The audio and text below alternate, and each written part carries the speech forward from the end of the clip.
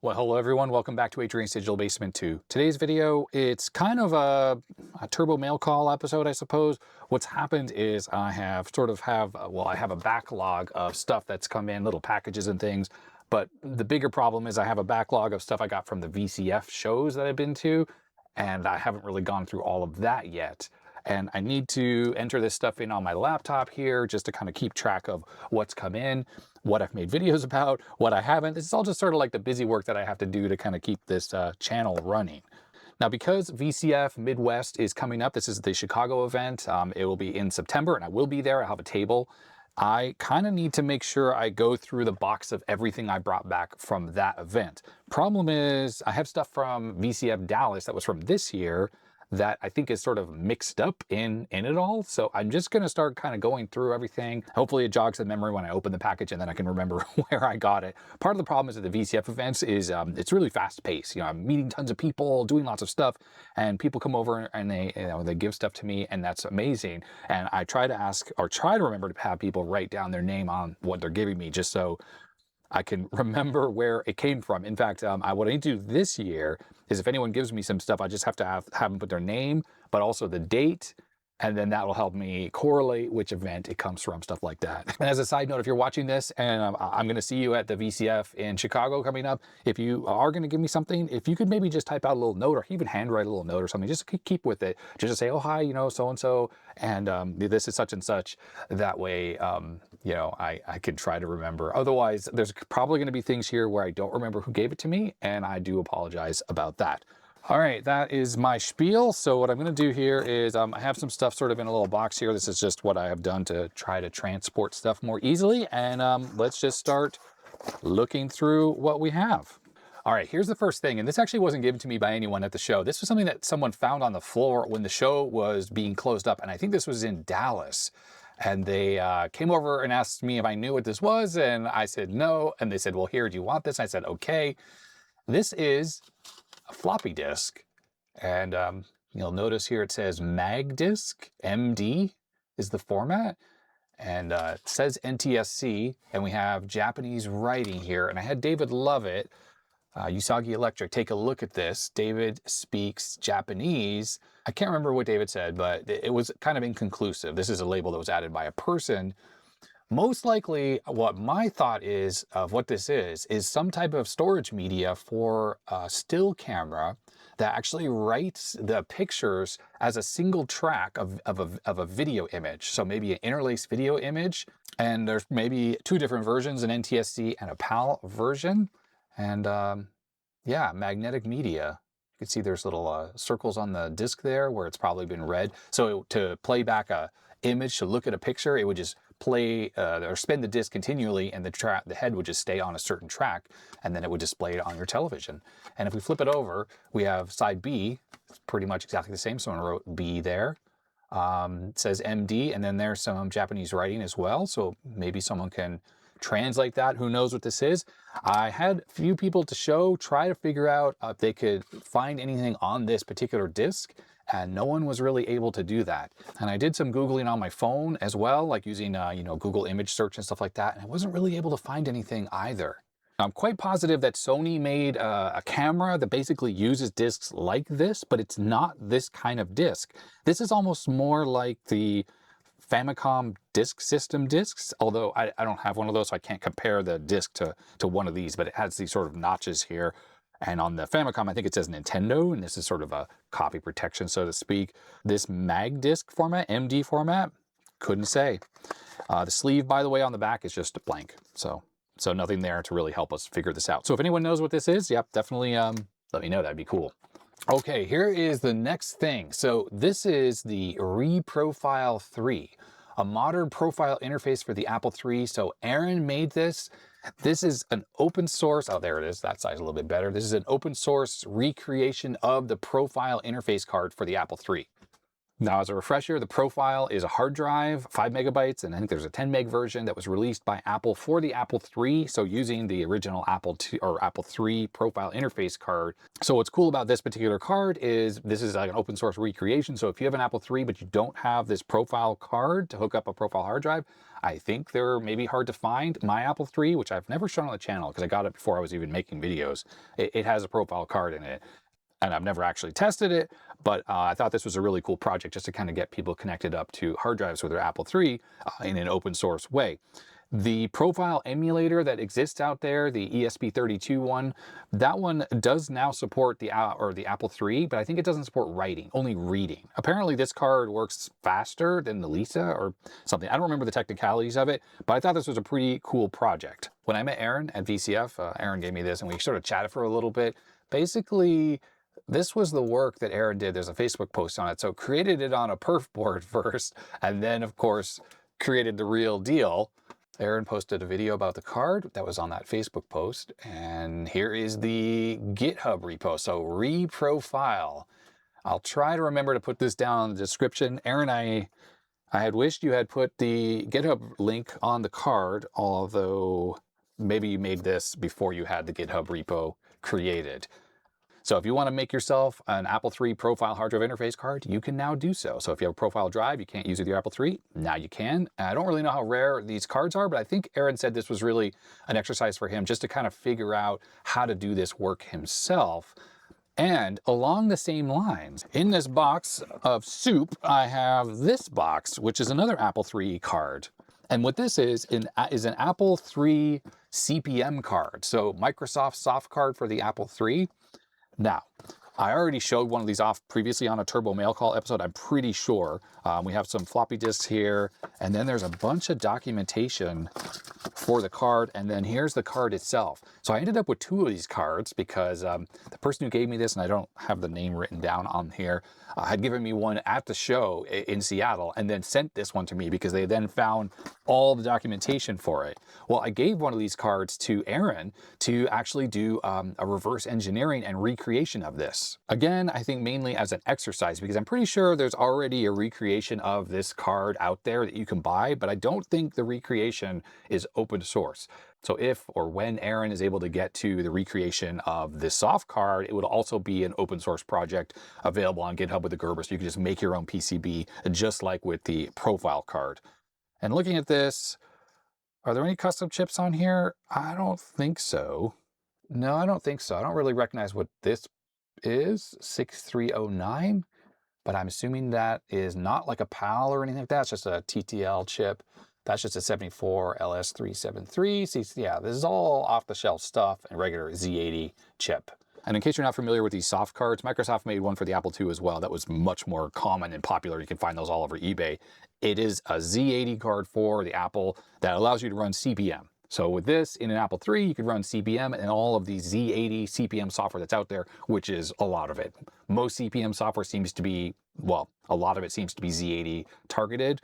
And because CPM has a BIOS and a translation like a HAL, hardware extraction layer in there, that means that you can run stuff that, you know, maybe you would run on a K-Pro would work on the Apple III if you were running a card like this and the right version of CPM software. And then of course you translate the disk format, because that's the one thing with these cards that doesn't happen is the disk format that say the K-Pro or Osborne uses is not the same disk format that the Apple II uses, Apple II or III. So you can't just take a K-Pro disk and stick it in your Apple II. You have to transfer the data over. Aaron couldn't give me any promises on when the reverse engineering would happen for this card, but I did send that over to him, so he's got that. But we got the installation operator's manual. We have a reference manual. We've got a whole set of stuff here. Here's the Microsoft Basic manual. It's funny because, you know, Apple III has Basic already. You can run Apple II software on it, but that's a different version of it. And so we have two sets of discs, and then it looks like we have a couple extra books, or at least one extra book. Osborne CPM Guide. Anyhow, the ReProFile 3 card is a pretty cool project, and hopefully we end up with a recreation of the Soft Card 3 as well. And just in case that wasn't clear, Aaron gave me the ReProFile 3 at VCF in Dallas, and I got the Soft Card 3 at VCF in Pacific Northwest. So I'm already mixing things up together. Yeah, sorry about that. Here's a little interesting artifact from VCF in Dallas. So I originally wasn't going to have a booth or anything like that, But I was chatting with Alex the cat, you know, of Elisa FPGA fame, if Alex was going to have a table. And of course, yes was the answer. Him and his friend Will. And I asked, hey, a little space for me that I can maybe like, you know, set up shop, mainly just to kind of have a home base. And Alex was like, oh yeah, definitely, we have a huge booth. And Alex and Will carved out a little bit of space for me. And then the organizers at VCF are amazing. And with very short notice, got me on the actual official attendee list. So a huge thanks goes out to Alex and Will for like giving me some space at their booth. And then a huge thanks goes out to the organizers of the event as well, who you know, moved mountains to basically make it where people could find me. If you got to the show, you like looked at the map and the list of attendees, and I was actually on there. So that is super cool. The Dallas BCF show was absolutely a blast, and I really recommend, if you live in the area, that you go check out the next one, because it keeps getting bigger, and it's just such a fun event. And the Chicago event that I mentioned at the beginning of the video, that really has a special place in my heart, because it's so big. It's like kind of the OG one I started going to post-pandemic, but the Dallas one now is absolutely a blast as well.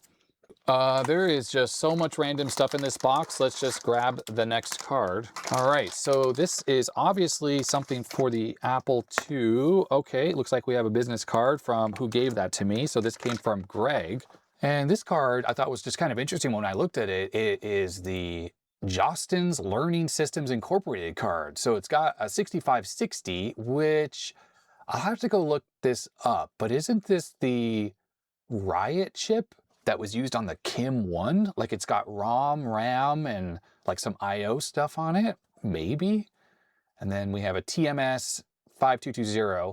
And then the interesting thing is this does have what looks like a video output, but I don't necessarily think that's what that is. Like, I doubt, I mean, it's an RCA jack, obviously, but if we follow the trace, it makes its way all the way over here to that point, that via, and then it jumps down there, and then it goes into this chip here. So let's look up what the 6560 is, because this card's really interesting.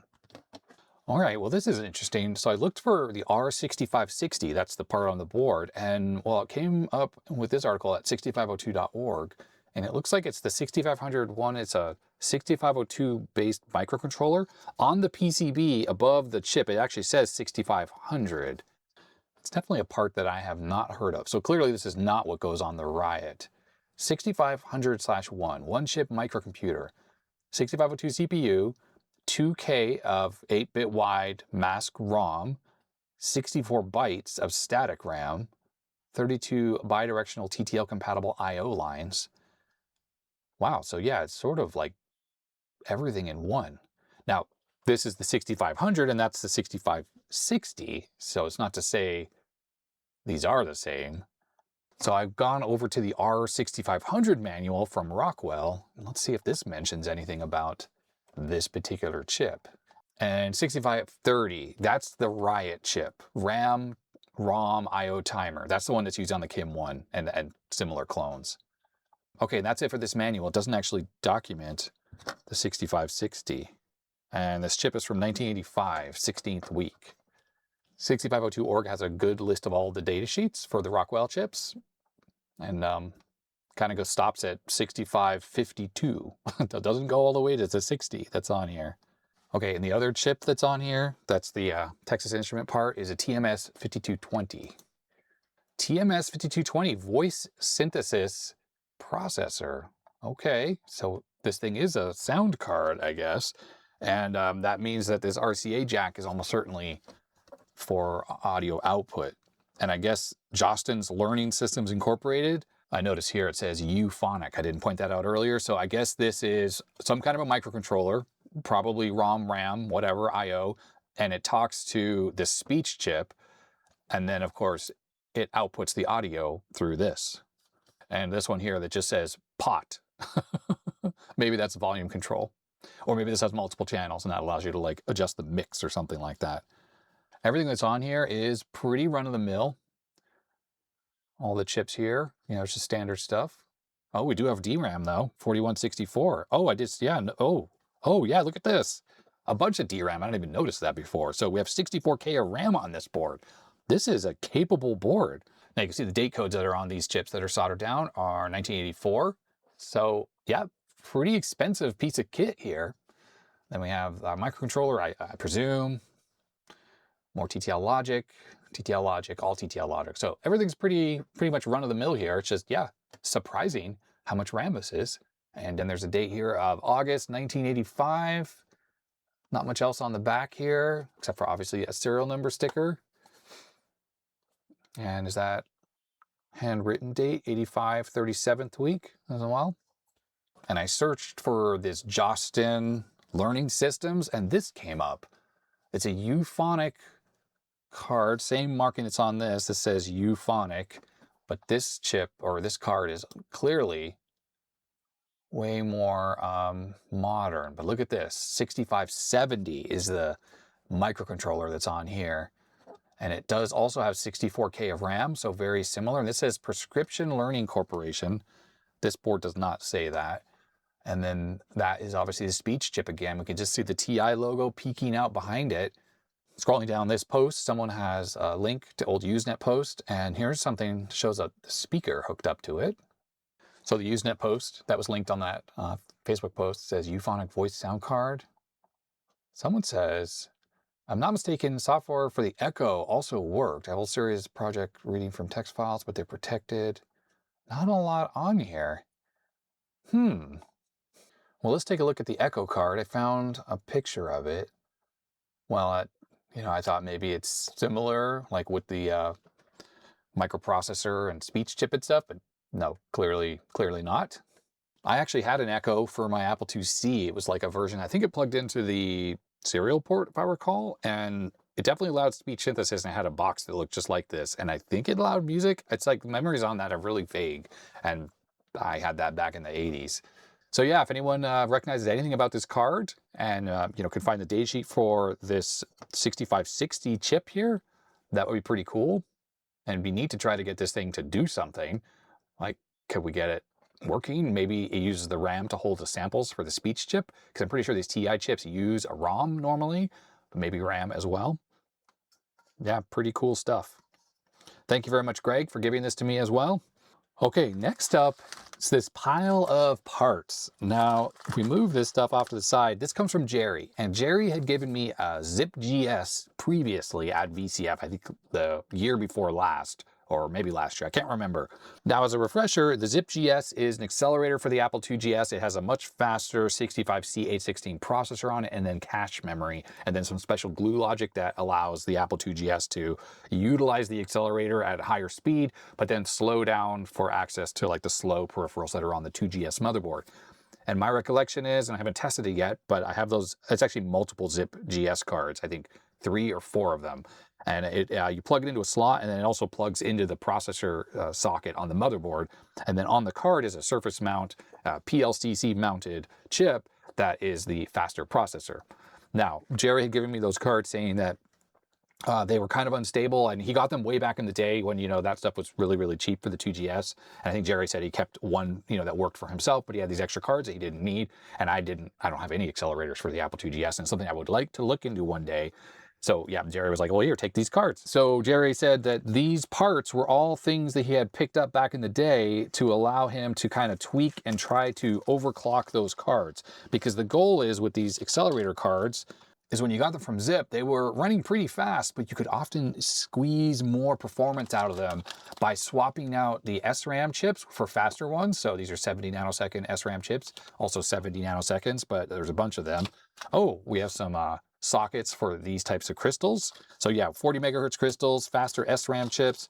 Looks like we have a whole bunch of more sockets and stuff, and pin headers and things, so those are always useful. These are SRAMs as well, the ones that were used on 46, I think. 15 nanoseconds. Cache memory on 46s often use these, so I have a bunch of these because I've taken those off old dead motherboards. More sockets for the crystal oscillators, very handy. And then I bet you these are processors here. So yep, 14 megahertz 65 C816s from WDC, PLCC chips. And we also have this one here. I don't know if this is faster or not. Doesn't have the same -14 that that one has. More sockets. And here's some 60 megahertz oscillators, some TTL logic. These are 40 megahertz oscillators that are there.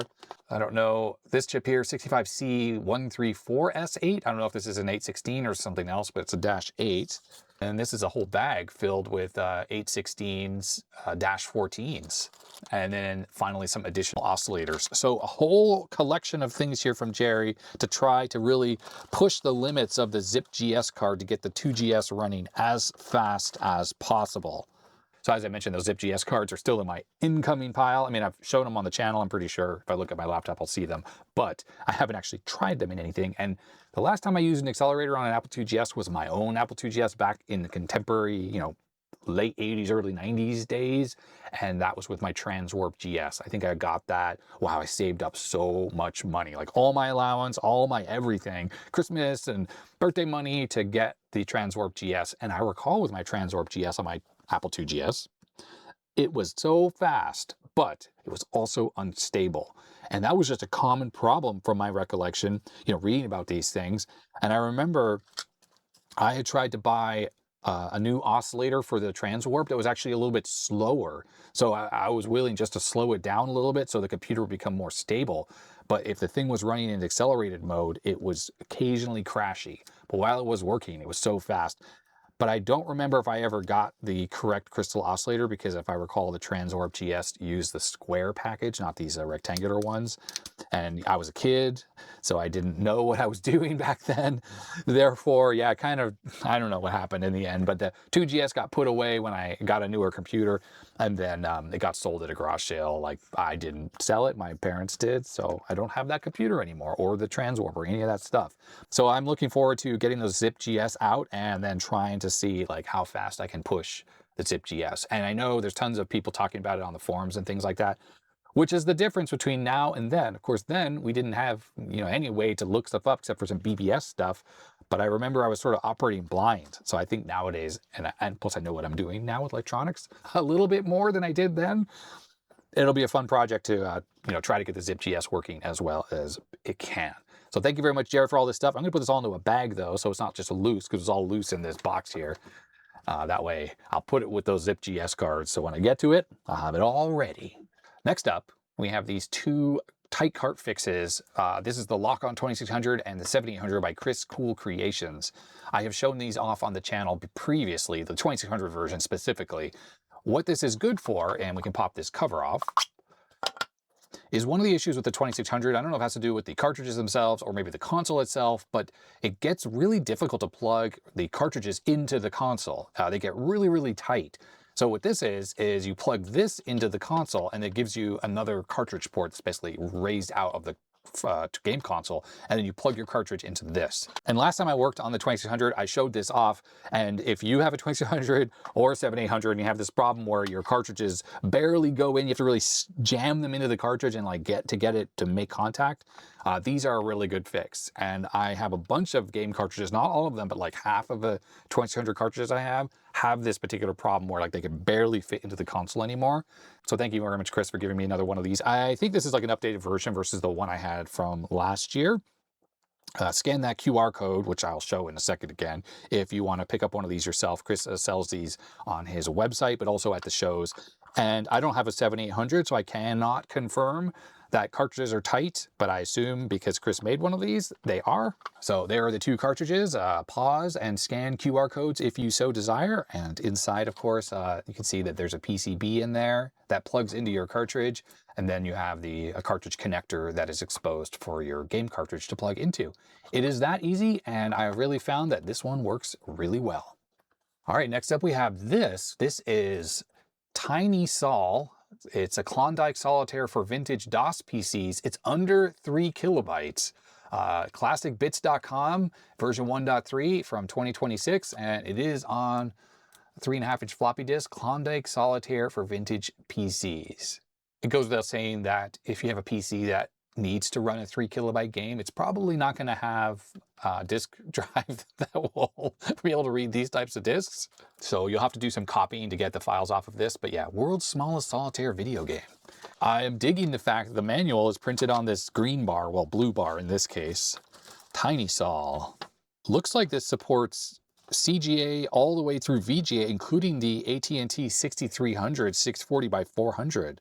Now, the game is so tiny, so obviously it does not have the ability to have all this help built into the game itself. It looks like we have various versions of the game from 3.5, max size to a micro 1.8.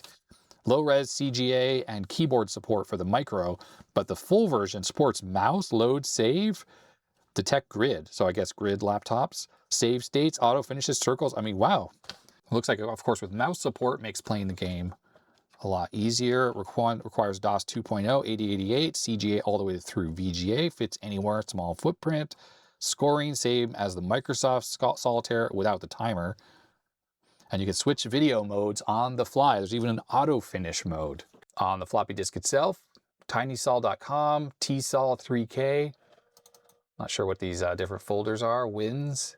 There's a QR code, and yes, the entire QR code contains the entire game. That is awesome. I will not show the whole code just in case, I don't want to make it where anyone can just get this right off of YouTube. But that's an interesting way of distributing software over YouTube, isn't it? And then we have the different versions. So I assume we have micro all the way through the full version. Very cool stuff. Let's fire up DOSBox so we can test this out.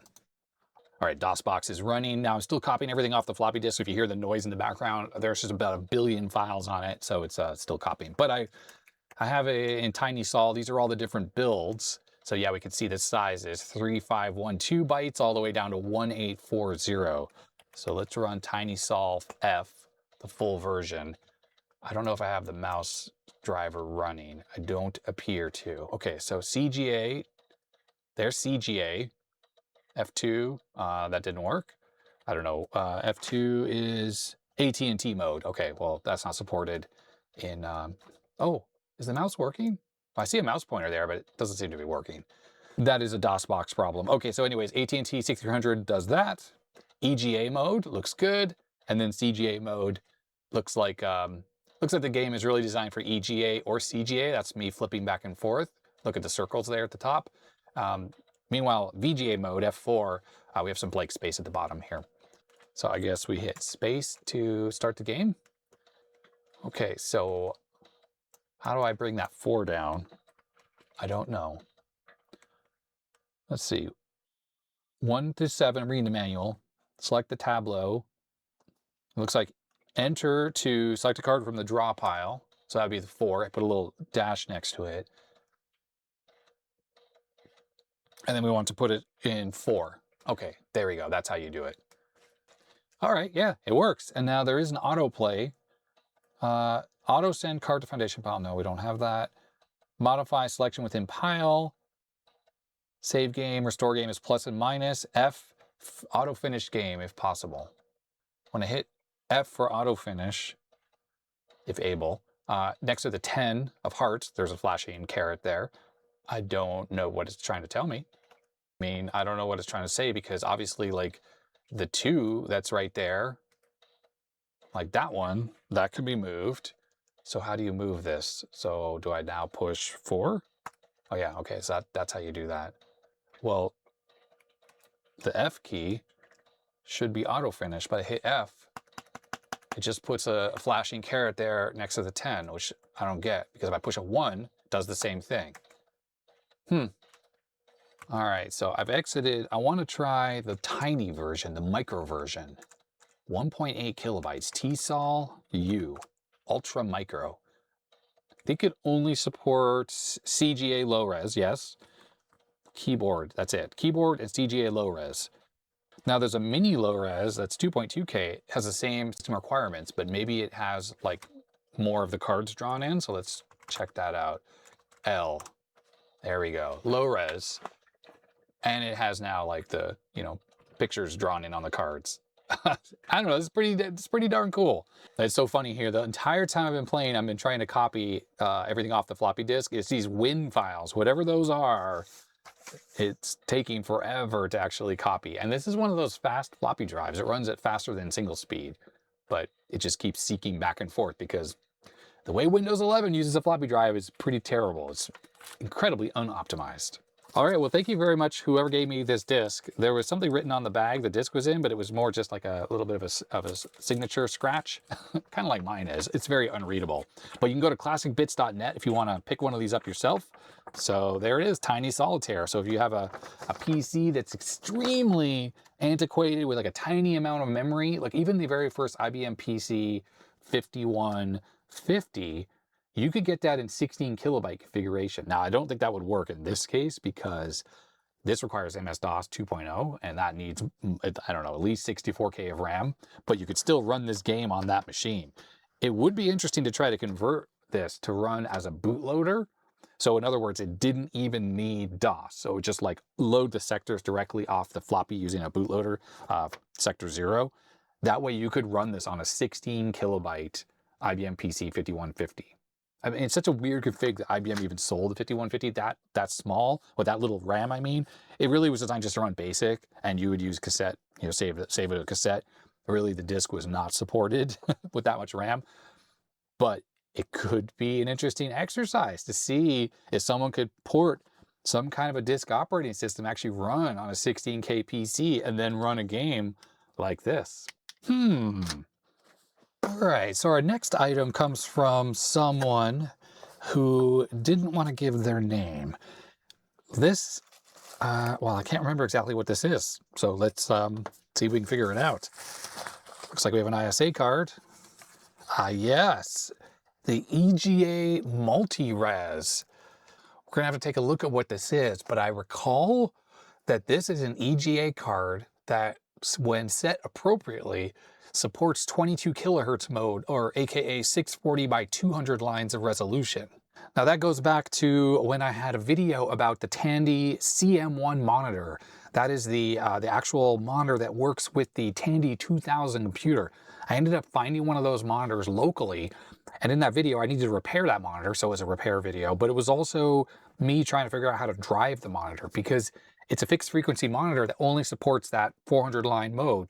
The Tandy 2000, I don't know all the exact specifics of that computer, but it's a bit more akin to a Japanese computer, and that 400 line resolution mode was pretty common on those. So it had RGB TTL, but instead of having an intensity bit, well, it only supports 8 colors, so it didn't have that extra intensity bit, but it runs at 640 by 400 resolution, so you get much nicer text than, say, normal CGA, and full, well, 8 colors in any of your programs. Now, I ended up finding a card online that could drive that monitor at the correct resolution, because I have so many video cards at home, and yet I didn't have a single one that could actually drive that card. But the weird thing about that card I bought, which I forgot the model number and any specifics about it, because this was, considering how much stuff I work on the video, it starts to become hard to remember like these little details. I know I made a video about it, it's all in there, and I just sort of like put that in the back of my mind and move on to other things. Anyhow, I remember that card required special software. In other words, the software you used with it had those enhanced graphics modes and needed to have drivers to support those modes. It wasn't just normal like 16 color EGA mode, which I'm pretty sure a card like this would allow any program that uses normal EGA to be able to drive the monitor. Now again, I don't remember if the CM1 has support for 16 colors or not. Maybe it does. I can't really remember, to be honest, either. Either way, I think this EGA Multi-Res card is one of those cards that does support 400 line mode. And it looks like we have another card, and this is a different one. Whoa. This one is an NEC multi-sync color graphics board. Okay, this is an interesting card. Well, let me zoom in a little bit on what I'm kind of getting stuck on. So we have a Z80 CPU right on the card, static RAM.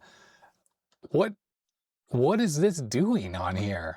Got dip switches there. We got more RAM under there, 4464. So 2 of these chips is 64 kilobytes. We have to imagine this thing has 256K of RAM on it right here alone.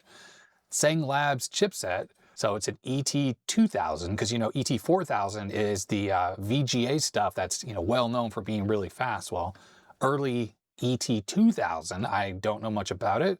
Got a BIOS. We have 86 date code there. Chips have 1986 on them as well. Expansion header, feature connector that is. And then we have the 2 jacks here that go to the expansion header. So this is like an EGA card. And then that The expansion slot cover thing is obviously a parallel port, I'm assuming. I mean, I'm saying obviously, but I actually don't know that for sure. Does it actually say on here what that is? No, it doesn't. It just says P3. Video, light pen jack. If we flip it over to the back side, so FCC ID NEC GB1 ELL 55L8517, 1986 date code, October 13th. But I think the most curious thing about this card here is the Z80 processor, the entire computer on a video card. Now this other card, by the way, yeah, the MT RAM, this is a 1-bit wide MT RAM, so I think it's like the same as 4164. So we have 64 kilobytes of RAM only. That is enough to show 640 by 200 at 16 colors, but is that enough to show 640 by 400 at 16 colors? Gosh, I just don't know. This supports obviously a parallel port as well with this chip and that one, but they're not installed. Light pen connector, no pass-through for the feature connector. That's just not supported. I'm sure the pin out of this is pretty much standard IBM. Okay, with a little big pin action. This connector is very tight. It's hard to say, of course, if this board works without this CPU add-on. But it always amazes me when we have entire CPU computers. Like, this is everything you need to have a computer. I mean, almost everything you need. And it's on a video card. It just seems an unlikely match. All right, so over to the retro web. Of course, they have the NEC GB1 color graphics board, and it does have the expansion module on it. In fact, this looks pretty much identical to what we have here. Looks like someone has dumped the ROM, so there are two versions. The version that I have is the 1111, and the later version here from 1987 is the final version. A whole set of drivers. Well, that's freaking awesome. Cool. Let's see about the documentation. Takes the EGA resolution all the way to 640 by 480 TTL color. Something that pretty much only the NEC multi-sync line of monitors and other multi-sync monitors would be able to support. Because of course, TTL normal EGA was 640 by 350 lines. I mean, you could do 720 by 350. Obviously, the horizontal pixels, that's not really important. You can make that any number, but the number of lines is what's important, and it was 350. This card, on the other hand, is ultra high resolution.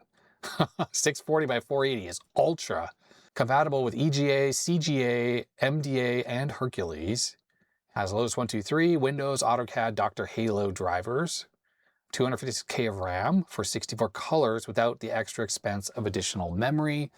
Dr. Halo software was included with this. Achieves a full potential of desktop publishing, which of course is with EGA, 16 colors from a palette of 64. That is just typical for high-res EGA. I made a video where I modified one of my EGA monitors to actually support 64 palette, the full palette in the 320 by 200 mode. It's not normally it doesn't normally support that. Superior graphics capabilities. EGA mode up to 132 by 44 text, 80 by 60 text, full page of text.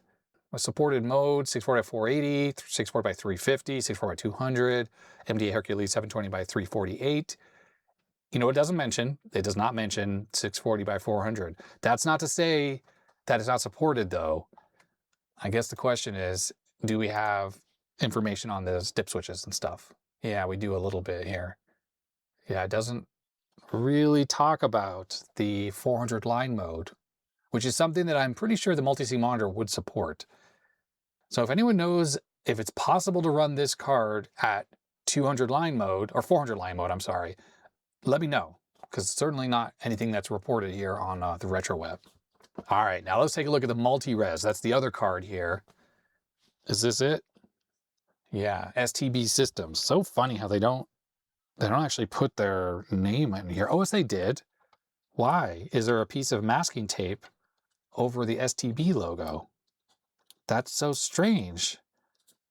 Was this like a, sold as an off-brand or something, and they just thought that piece of tape would take care of it? That's pretty hilarious. So, like EGA cards, it has a BIOS, has a chips and technology chipset. Looks like we have probably, well, it's hard to know what that is, but I'm assuming that's a PAL. And then we have our dip switches up here, and it says printer, switches, whatever. those two. RAM, I mean, you know, the usual stuff. There is a jumper over here. It says EGA and CGA right there. So it's in the CGA position right now. On the back, it does say STB Systems 1986, FCC ID, there it is, EKS56A EGA+. So obviously I'm gonna have to take pictures of this board, get them over to the folks at RetroWeb because there's nothing on here, no BIOS, no drivers, no BIOS. Now we have documentation. Now we do have documentation for the jumpers. We have CGA modes, EGA modes, the switch 1 through 4. Generally, these are the same on all these cards, but this thing actually has 8 tip switches. So 2 of them look like they have to do with the parallel port. The first 4 are like the normal CGA. Oh, look, there it is. Switch 7. Remember, like I said, normally 7 and 8 are not used. EGA monitor configuration. Normal 25 kilohertz or Dyneer 140 high. Okay, so what's confusing to me is I'm pretty sure that regular EGA is 25 kilohertz, the scan rate. So VGA 31.5 or whatever it is. Normal CGA, which is like NTSC, is 15.7 or so. I can't remember now off the top of my head what the CM1 was, 10D CM1 monitor. I thought it was 22, but that doesn't make sense actually because that's what EGA is. So maybe it's more like 24 kilohertz. A quick Google says that the CM1 is actually 26 kilohertz. Now, what is this Dyneer monitor? Let's see if we can find anything on that. All right, so I found an article here on the Chauffeur HT card, which I think is like a similar card to this one. Someone on the VCFed thread actually scanned part of the article for the Chauffeur HT, which is not this card. This is like the next version after that. But let's see if at least the switches look similar. So there's the Dyneer 140 HI card again, or monitor, that is. This format will produce 400 line graphics that are compatible with 25 kilohertz monitors.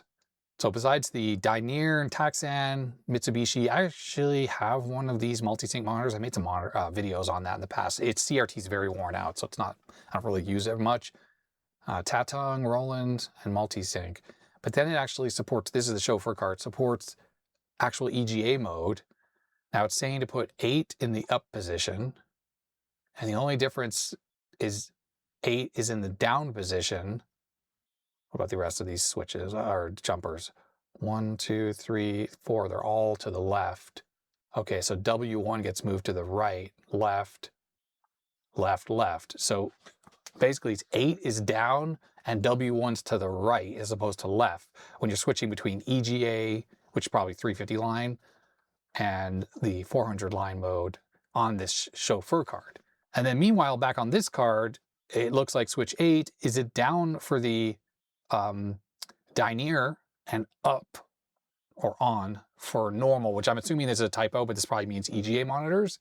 And that matches this, right? Down for the Dyneer and then up for EGA. So it looks like information is kind of scarce, but it looks like the multi-reds might actually support 400 line mode. As far as this NEC one goes, I'm not so sure. But I'd really like to know what the deal is with the CPU here is. Can we do anything with this? Can we turn this into a coprocessor card? Is this an accelerator? Like, can this offload operations like Blitz and stuff like that to the CPU? Can you imagine? Yeah, I'd be really curious to figure that stuff out. That will not be for this video. That'll have to be for a future video, but certainly kind of curious. If you want to see me work on these and fool around with these and maybe a second channel video or something, yeah, let me know. Put that in the comment section. Okay, next up. So this came from Joe Burks. Joe makes the Otter X, which is a Commander X16 compatible computer. And I recently bought some of these modules from Joe up at VCF in Seattle, because Joe is up in the Pacific Northwest. These are just VERA modules like they are for the Commander X16. The slight difference with these is they actually have a level shifter for the sync output on the VGA port, so it provides 5-volt TTL sync. The regular Commander X16 VERAs don't, they do 3.3, and some monitors have a problem with that. But the biggest difference with these is they have an extra header on them right there, and that allows you to use this module. And what this is it is the multimedia interface for digital harmony. So what that means is you plug this module into these headers on the bottom of your normal VERA, And the circuitry that's on this little board takes the digital output from the FPGA that's on the VERA and then converts it to HDMI. Well, I think it's like DVI, but it's HDMI compatible, like the connector is.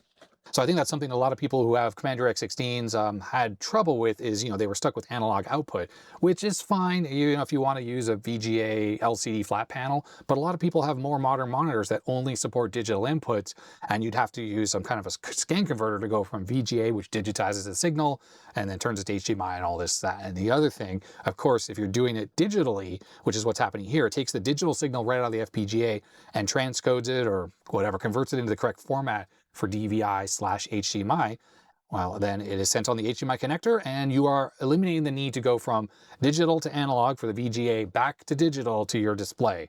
Now, for me personally, this could be quite useful because, of course, I can do video capture with my setup here on the bench. I can do it for VGA as well, but I can do HDMI, and just we're eliminating those extra steps for just that extra little bit of clarity. I personally like to use the composite video output, the S video output, and then the 15 kilohertz digital or analog RGB that comes out of this, and sometimes the VGA as well. So HDMI is not that big a deal for me, but Joe went ahead and sent me one of these modules anyways, so that I can demonstrate that it is possible, and it might improve my workflow for doing projects and stuff with these VERAs. Because that's actually something I'm really planning to do. If you recall from the Agfa CompuGraphic 9000 PS, I used a VERA on that plugged into an interposer that I've hand built into one of the VIA sockets to give that computer, full graphics output capability. So we could run Minix on there, and I ran Doom on there. We had software actually running on there, all made possible with the VERA.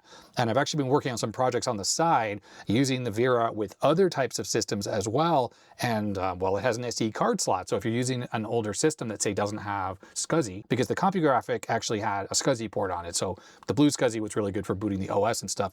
But if you're using a system that doesn't have something like that, then the SD card slot works through the same registers that you use to access the VERA. And this thing only uses 32 registers. I've sort of talked about that when I did the Agfa videos, but it makes it really easy to interface with any 8-bit computer and gives you access to, of course, pretty powerful graphics output, very much like between NES and Super NES tile-based graphics, so very fast text, because each 8x8 cell is a letter, for instance.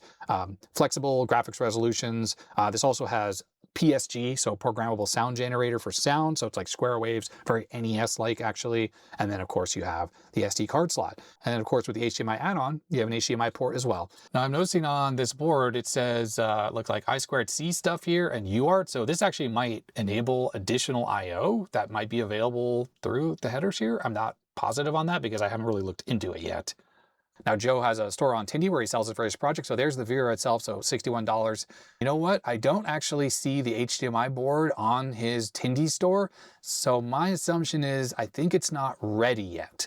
So if you're looking to get one of them, you should probably send him a note. Now, one thing as well, by the way, is you can't use the HDMI board on the regular VERA that came with the Commander X16. It doesn't have those extra headers on the bottom. So you need to get one of his red OtterX looking VERA boards that I have right here, which is this one, and then you can add on the HDMI board. But as I just mentioned, the 5-volt TTL sync on this makes it also already more compatible than the regular X16 module. For instance, my Xtron capture device, I cannot use the standard Commander X16 VERA module with it because it only supports 5-volt TTL sync. It just says no signal.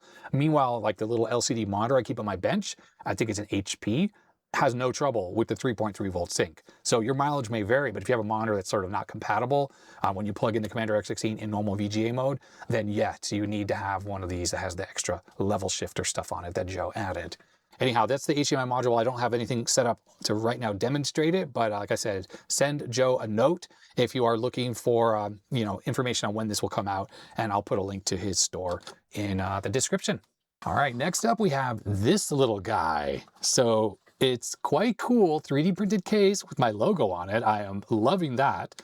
We have a couple buttons, USB-C, beautifully 3D printed case, ribbon cable, and this other little tiny adapter here, which I think is just a holder for a little dip IC. So let's take a look at the letter. This comes from Sodium Light Baby. Hi, Adrian, greetings from Norway. So a while back I had a video on the Prevets 8D. It was an Auric clone computer from Bulgaria, and I was reached out to Sodium Light Baby about using this adapter for it with this cable here, and this is a disk emulator for that machine. One of my problems with the Prevets, and this is it, wow, this thing is in such nice shape, I always forget about it, but one of my problems with this computer is that I had no way to really emulate or run any of the software that's available for this machine or for the Auric, which is a UK computer. But it has this expansion header on the back, and you know, I have to go review my video because this still has the European plug on it. Did I convert this thing to run on 120 volts or not? I didn't even put a label on it. That's not like me. Either way, in this package, it contains the Loki and something special that came out of our exchange, the 8D Fixer. The Loki has some internal storage that I've taken to liberty to install some games and demo goodies for you in the Adrian folder. You can also read more about it. And there is a QR code and the URL there if anyone wants to kind of take a look at this yourself. Let me make this a bit bigger so you can scan that QR code. This project is in active development, so there may be a new firmware release before you get this. And yes, this took a while to get to me because during all the tariff difficulties in the US, this was sent to me via my friend in Italy. And he was coming to the US and actually like ferried this back for me. Sodium Light Baby says, I do designs like Loki for my own enjoyment and share them as open source hardware and software. Thumbs up to that. I absolutely love that. I have no financial affiliation with those who produce or sell my design, except for the joy I get from seeing them in service to the retro community. The rest of this letter is a story of how you helped crack an old mystery for the Prevets 8D. Best of luck and enjoy the wonderful world of Auric in general and the Prevets 8D in particular. In our email exchange, you may remember that I observed your machine is using 2 chips for the system ROM. These Aurics have problems with modern expansion devices that use a signal to disable the ROM when they want to run their own. That's how I think the Auric stuff would work when you had the disk emulator. Basically, Tangerine, who designed the Aurics, did not route the signal to both ROM sockets. The common fix was just to add a mod that routes the signal to the second socket as well. After I had described the standard mod to you, I was a bit uneasy as I hadn't tested it myself on that machine. But as I had recently got hold of my own Prevets 8D, I thought I'd just quickly test the mod myself, and it failed.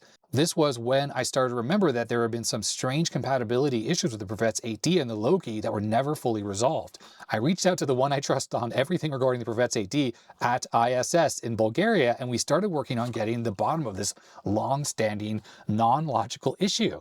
Some very interesting collaboration later, we had the root cause. The Prevets 8D mask ROM chips CM7864P and the 7864P09, the 10 and 9, do not implement the additional ROM select on pin 27 that the Auric design relies on. There's nothing there, complete open circuit. Both ISS and I were frankly shocked by this discovery. ISS did further investigation locally in Bulgaria and managed it further confirmed. Received one more confirmation from a guy who used to be familiar with the production process. Yes, the factory program mask ROMs were without internal bonds on those pins.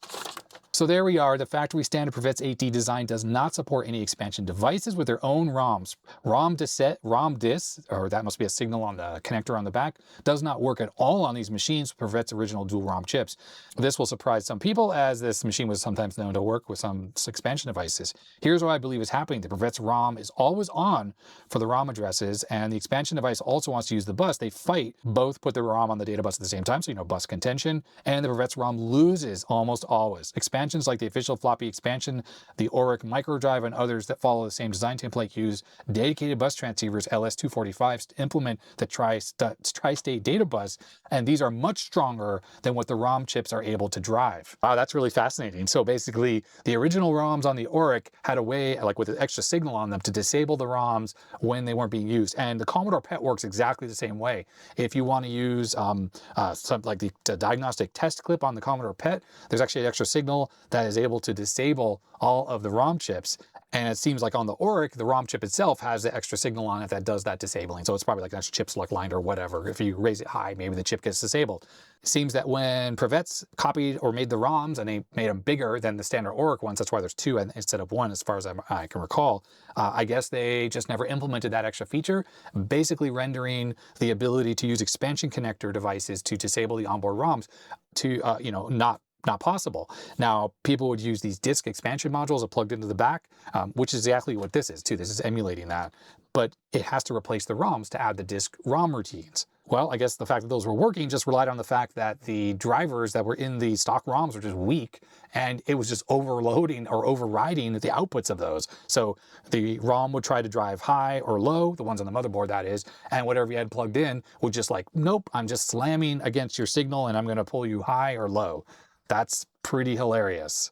Probably because it sometimes works depending on individual hardware, and that the ROM overriding expansion device was not popular in Bulgaria at the time, so people didn't plug in the disk drive modules and stuff. The design flaw has not been known publicly or released in the community until you triggered a series of events. To fix this design flaw, we cooked up the 8D fixer, which obviously is this little thingamajiggy here. ISS did the work with some input and comments from me. This is an IC11 replacement that correctly integrates the ROM disk into a chip select signal logic in the dual ROM systems. It may look like an HCT138 3-input decoder chip on a routing PCB, but don't be fooled. It's very advanced stuff. So all you have to do is remove 74LS00 quad NAND device from IC11 and install a socket, and then you add this, you add a baud wire, and then essentially I think what this is doing is, instead of turning on the ROMs when they should be turned on, using an extra flying lead that goes to this, is it actually doesn't select the ROMs. So the ROMs don't get disabled internally by an extra pin that goes to the ROMs. They get disabled by just not being ever turned on when they normally would be based on the CPU addressing. Now this thing sounds super cool because I would like to get back to the Prevets and test this thing out, basically be able to actually run some software on here, especially because there's some special Adrian Black stuff in here apparently. I wonder if we have a logo demo or something that's been ported to the Auric, aka Prevets. That would be pretty darn cool. The last thing I almost forgot to mention here is for anyone who has a Prevets and needs to have this chip because you want to use these types of expansion devices. Oh, by the way, there's a photo of it right there installed in the board. You can get the AT Fixer at raxis.com, RAXISS.com. So yes, I would like to get back to the Prevets, and I'll definitely be doing that, but I won't be able to do it in this video. I just wanted to kind of show here that I did get this stuff, and there will be a revisit for this really obscure and awesome computer. And I know this was sent to me, I'm pretty sure in 2025, all of this stuff. So this stuff is like, it's a year since this was sent to me by Sodium Light Baby. But I will mention that I have something else in my box of stuff right here, right there, that would also almost certainly make this thing work properly without the need for this. Now, this is just a little simple thing, but if the ROMs are in sockets and that signal for the ROM disable is routed to the ROMs, but they're just ignoring the disable signal, then I think something like this, the one ROM, would be perfect for the Prevets 8D.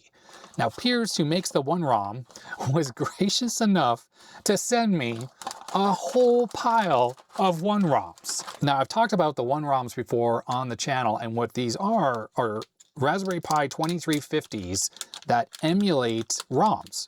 So it's a software-defined ROM. Now, this is a special version, and I had asked Pierce about this, and I don't think he made it necessarily just for me, but he definitely made these. They have a USB-C port, which is used for programming the thing, that is vertical. And that's great if you have the quarters are really close. Like I had a computer where like the power connector was right up against where the ROMs were, so you could never plug in a USB cable while this was in the board. But obviously with this version, you can.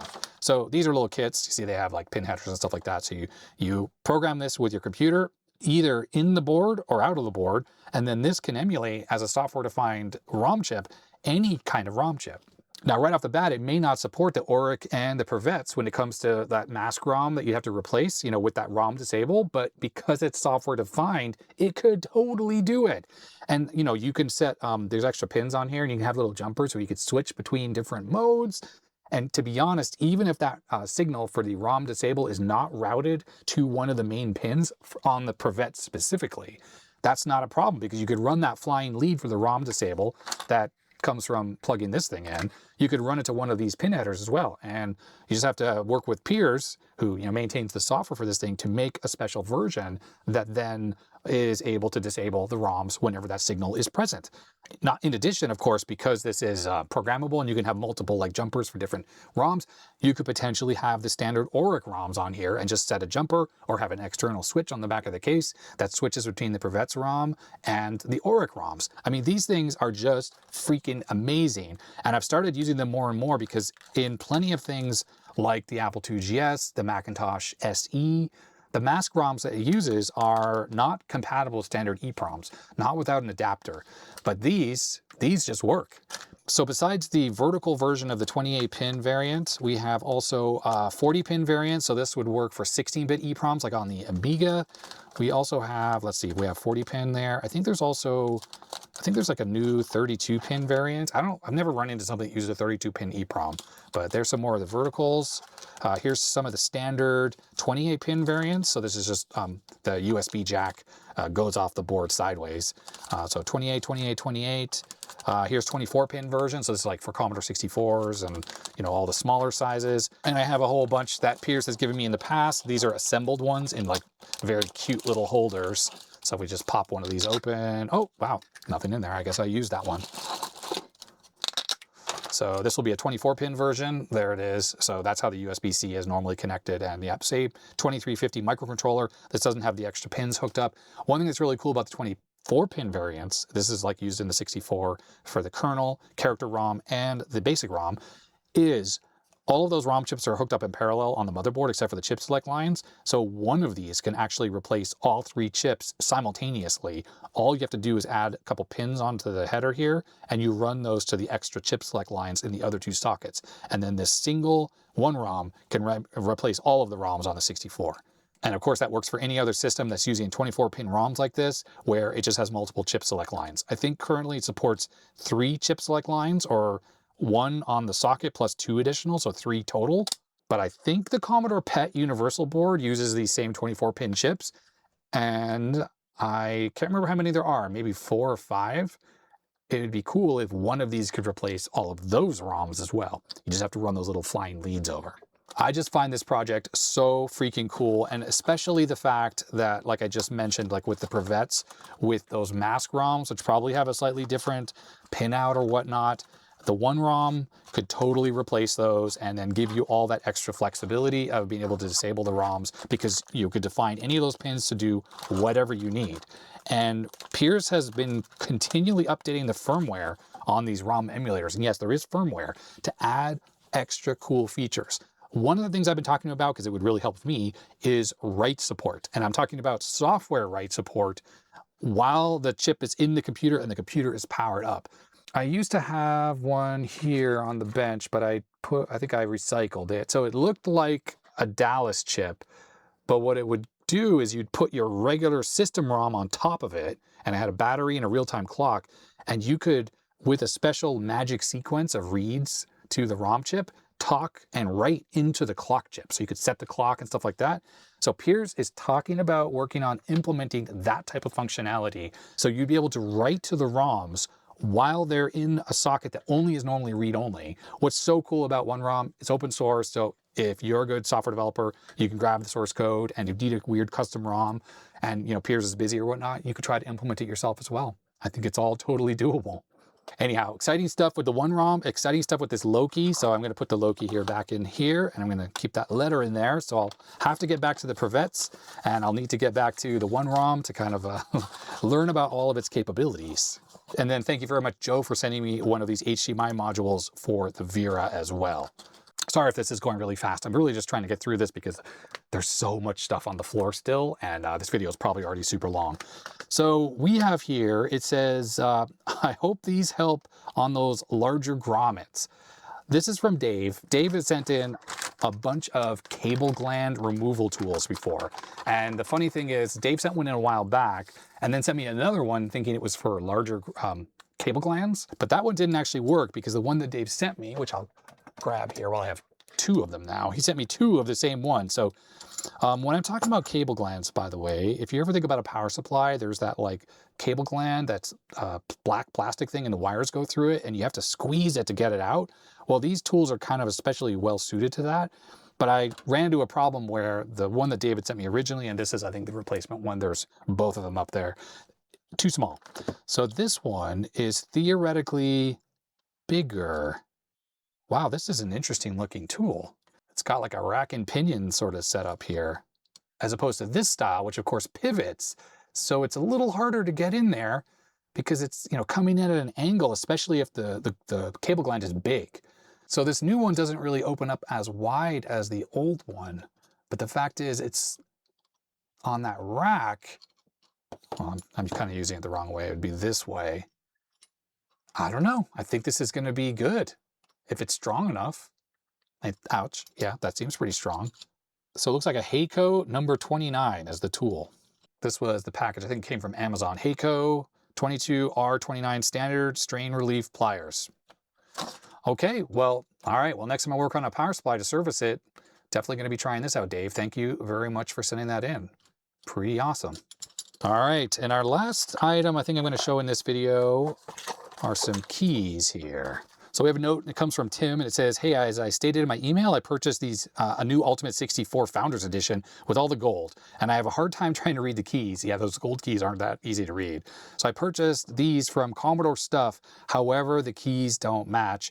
I bought these small sets to test them out, and they seem to be good quality, and hopefully they'll work out for you. So Tim was trying to buy replacement keycaps for his 64 Ultimate with the gold keys because they're very hard to read. He'll have to just buy another one of those bling boards or whatever that is for the normal 64, not the Ultimate Gold Edition or whatever, and then he'll be able to see those a little bit easier. These are going to be for the normal Mitsumi 64 keyboards, which I actually don't have one handy because my 64, the Ziv 64, that uses the Euro keys. It's a different keyboard. It's kind of the rare style keyboard. But it looks like we have two different sets here. So we have the clear blue, and we got, looks like all the modifiers, the function keys, and the space bar. I think they sell them in these small sets. So it was actually a good thing that Tim just picked up these and to realize that they wouldn't work for him anyways. And then we have the smoked version, smoked gray. Although oddly enough, these don't have the function keys. These are just the modifiers and the return key. Now, I've never actually used any of these sort of transparent clear sets before. These seem really decent quality though, I gotta admit. Obviously, the printing is actually printed on the keys. Now, this is different than the actual 64. We just grab my Ziv 64 as an example. So this is the Euro keyboard I'm talking about. Now, these are double shot, so that means that it's actually like a white plastic that's in there. So no matter how much you type on this, it will never rub off the legends. These, on the other hand, they look like, you know, they're inkjet printed on or whatnot. I just don't know how like durable that is long term, but you know, this is just sort of a clear plastic. And well, they should work just without issue. But on the other hand, they will wear out after a lot of use. But on the other hand, who's typing like millions of key presses on our 64 anymore? I don't know. Either way, thank you, Tim, for sending in these keys. I don't know where I'll use them at this point, but sometimes I get 64s with broken keys, and maybe someone will appreciate like a blinged up 64 a little bit. You know, you could swap out some of the beige keys on the 64Cs with these smoked keys, and I don't know, just jazz it up a little bit. All right, I think that's going to be it for this video. I have made a dent, and that's at least good. Most of the things from this box have been gone through, although there's some stuff still in there, but there's still a big box on the floor with a bunch of stuff. And I just got a notification from my P.O. box that there are some more things there for me to pick up. If you've seen anything that I have looked at in this video that you think is super interesting and you want me to focus on a little bit more, please put a comment down in the comment section. And yeah, thanks to everyone who has come to meet me at VCFs, has brought stuff to give to me at VCFs, and sent stuff in as, you know, mail call. We don't really do mail call anymore, but, you know, sent in these little items and stuff. It's just, it absolutely is amazing and warms the heart. And I feel really bad that it's all like building up, and it's just because I'm, you know, kind of going flat out trying to make videos and, you know, keep the interesting content going. And yeah, so there we have it. If you are going to be a VCF in Midwest, in Chicago that is, coming up in just a few weeks, I will be there. So come and see me, say hello. Now when it comes to donations at the shows, at VCF shows, other than Seattle where I drive to that one, the others I always fly. So I have luggage, I have considerations I have to like fit stuff into. If it's little things like this, no problem. But larger items, you might need to ask me ahead of time before you go lugging it to the show and stuff like that. Because if it's something that's really big and I might say no, and then, you know, you would have lugged it there and back for no reason. The other thing, of course, is if it's something that you have brought and I'm like, oh, I can't really take that, there are going to be other people there at the show who might be able to. And then, of course, there's always the consignment area and there's always the free table as well. So you put some on the free table and then it'll get snapped up and, you know, someone else who's really into the stuff will end up with it as well. So that is going to be it for this video. Thumbs up if you liked it, thumbs down if you didn't. You know, all the usual YouTube stuff. Thanks to my supporters. And I guess that's going to be that. So stay healthy, stay safe, and I'll see you next time. Bye.